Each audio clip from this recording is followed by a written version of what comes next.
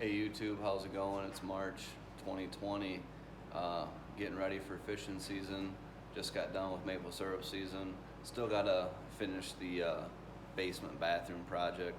I'll get back to that one of these days. But got the boat in the garage, had it stored in the backyard. Trying to update some things. I got brand new batteries. I got a new Fishfinder. Did some painting on the frame. Had to get the gas tanks in the boat. Still have to change the oil on the both motors, so I'm just going to make a video of some of the stuff I've done this week and what I have left to do and kind of show you guys. Alright, let's jump into the new Lowrance Hook 2 9-inch Fishfinder. Got that last week. Had to get on Amazon, get this 1.5-inch ball ram mount. Also got a little kind of a spacer plate for my cables. Just use the existing hole that was already here for the previous Fishfinder and kind of came up on a little bit of an angle. This thing's pretty sweet. I'm holding my phone. I wish I could loosen this up and kind of swivel it around. Had to fish the transducer wire all the way through the boat frame, back over here.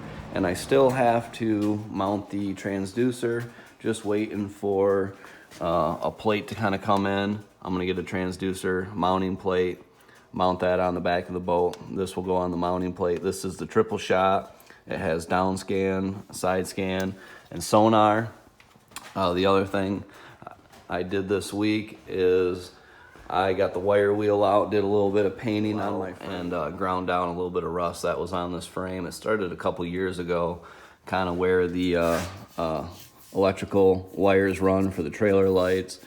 Obviously, you got wires going to both sides for your trailer lights.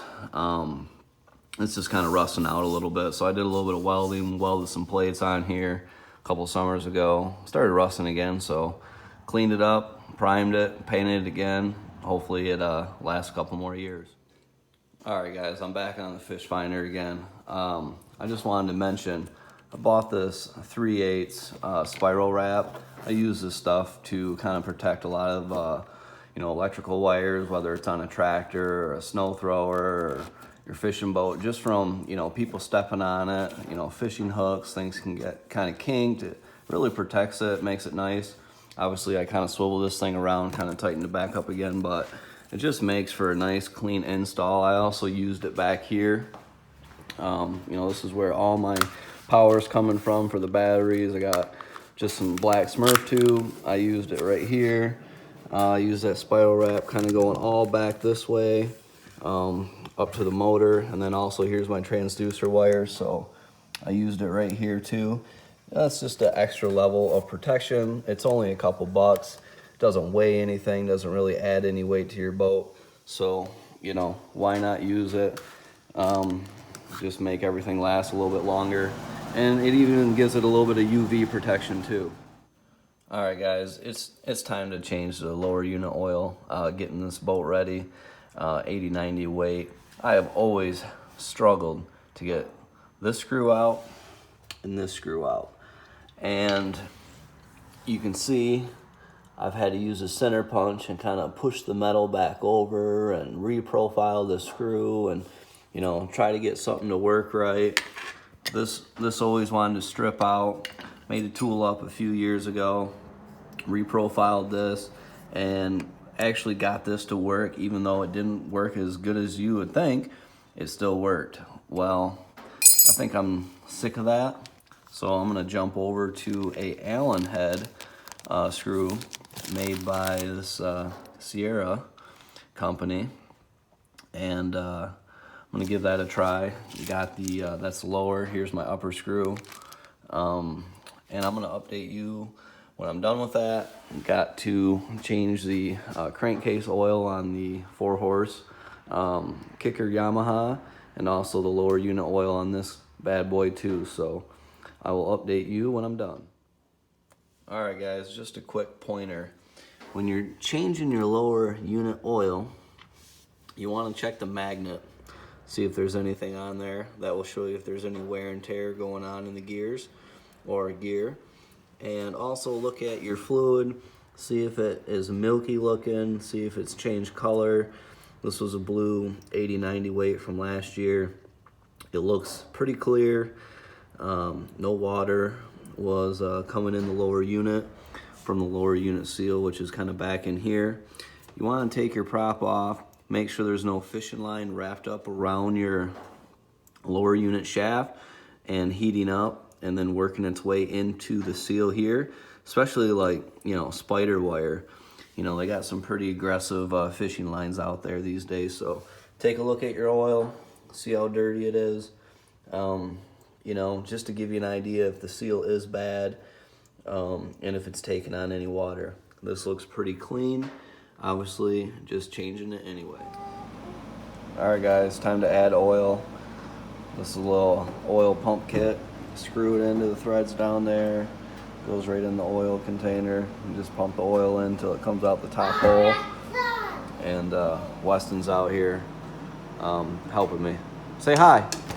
Hi. Okay, so when you're filling the oil, obviously you saw me pumping it into the lower unit, lower screw. Now you pump it in until oil comes out here, and you put this screw in, unscrew the bottom screw. By putting this screw in, that kind of airlocks the case.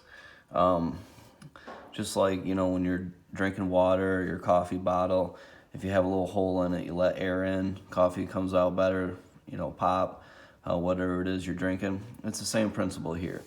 You pump the oil in here until it comes out up top, put this screw in, that kind of airlocks the case, unscrew it down here, and put in your new screw, which I have an Allen now. So far, I kind of like how that went. Next year, it'll be as simple as putting in my Allen here and turning that. So, plastic washer. I am good to go, and time to move on to the 4-horse. All right, getting ready to change the lower unit oil on the 4-horse kicker. Same principle as the 60-horse. I'll let you know when I'm done. As you can see, there's 2 screws here. Pretty easy to tell. This is for oil. This is a wash access point for washing out the, you know, inside of this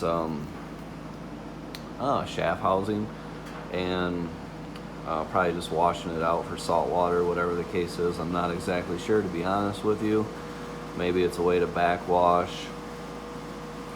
you know, anything that comes in here as far as like the cooling water for the water pump, you know, that goes up to the jug of the motor. Not exactly sure. I'd have to check the owner's manual, I guess. Time to change the crankcase oil on the 4-horse. This is obviously the oil fill spot. That's a sight glass.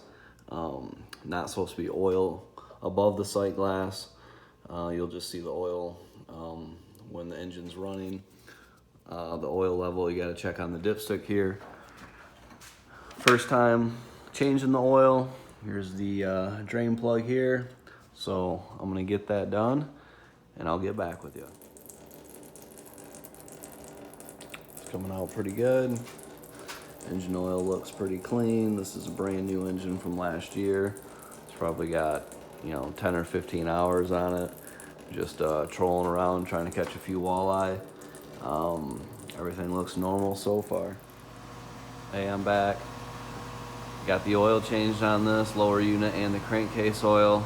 It takes 20 ounces for this 4-horse Yamaha F4, 0.6 liters, and had plenty. A little bit left to go on this thing. Time to get this thing on the boat, and I wish I had my transducer mounting plate so I could get my transducer Tripleshot mounted and possibly go fishing today or tomorrow, but it looks like I'm gonna have to wait a little bit longer. Hey, I'm back. Got the 4-horse Yamaha Kicker mounted to the transom. Got my steering rod hooked up so I can steer the kicker motor off the main steering column, steering assembly from the 60. Pretty much have a full compass as far as turning this thing left and right. Just barely missing my transom over there. And if you can see closely, this is a bracket I made last year. It's a piece of aluminum with some U-bolts going there over the throttle assembly. And I'm sure there's a better way to maybe mount this up to the steering, but these U-bolts didn't have to drill any holes in anything.